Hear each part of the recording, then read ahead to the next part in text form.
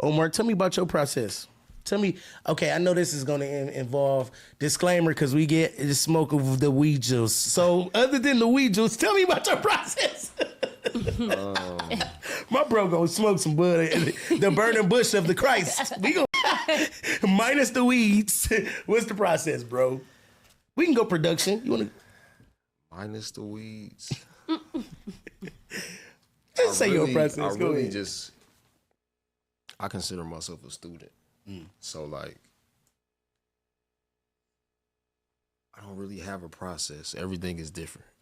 Every song is, I don't know, every song is treated like its own situation.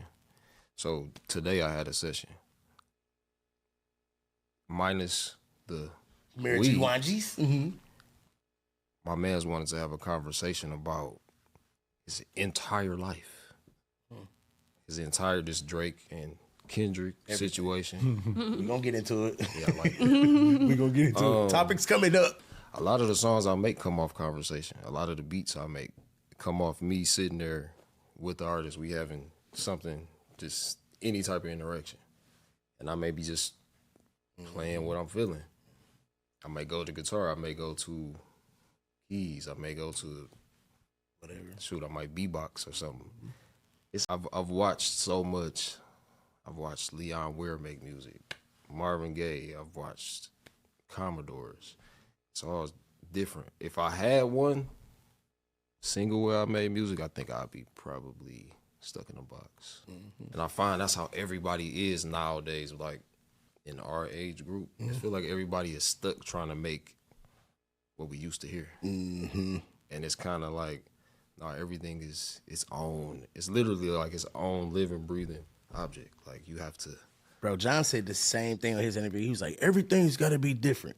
It can't be the same pocket. It can't be the same method. I approach it all differently. And one thing I like about both of y'all, what I'm hearing is both of y'all are real in tune with just like who you are when it comes to music, the sound. Because would you call yourself a conscious producer? No. What would you call it? Like like some of your beats I can hear Kendrick rapping on, bro. You know what I'm saying? Because it's more like that guitar soul kind of like vibe. Same with you with the soul sound. I was about to say, at that point, we need to talk. Oh, nah, yeah. Y'all definitely need to talk. See, it depends. I see when people ask me, what type of music do you make? I tell them I make music. Because the first group I ever played in was heavy metal. Not, we soft.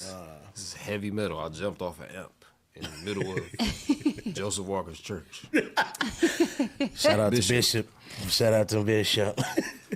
Like I'm doing, and then I'm also still in the streets, but I'm also still in the church.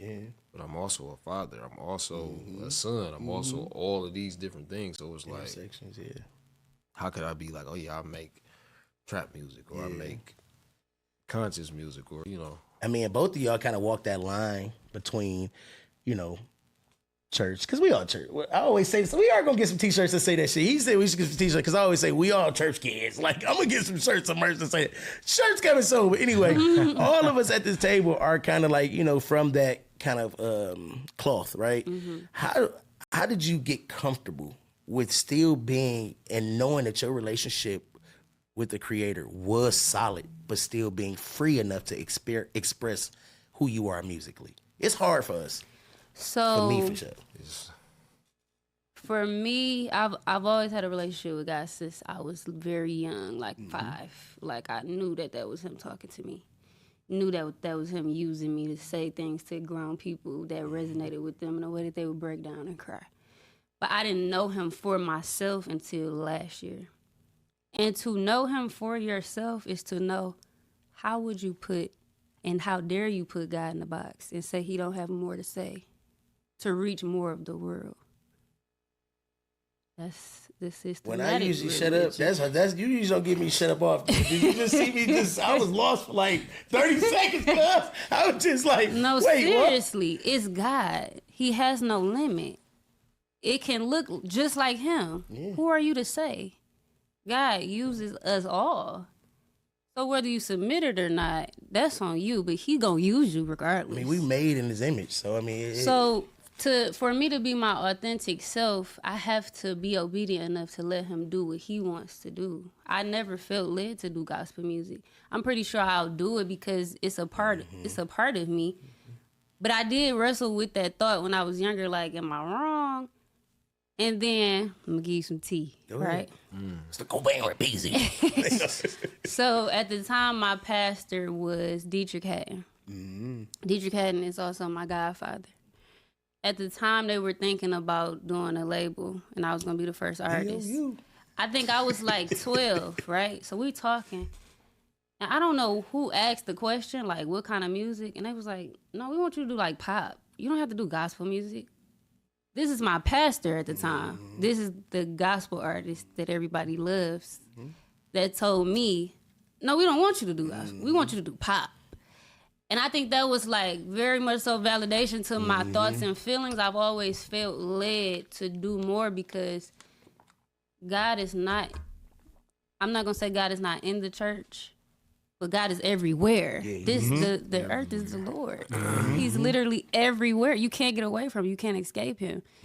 So if I am on the Coachella stage, the Holy Spirit is very much present. Whether you're aware or not, we right here. Absolutely. So why not be myself in a room full of vultures? No, yeah, for sure. It's so real, bro. Like, I really feel like when I make them kind of questions or whatever, it's because I feel like if God gives you a gift, right, your arms are too short to give him back.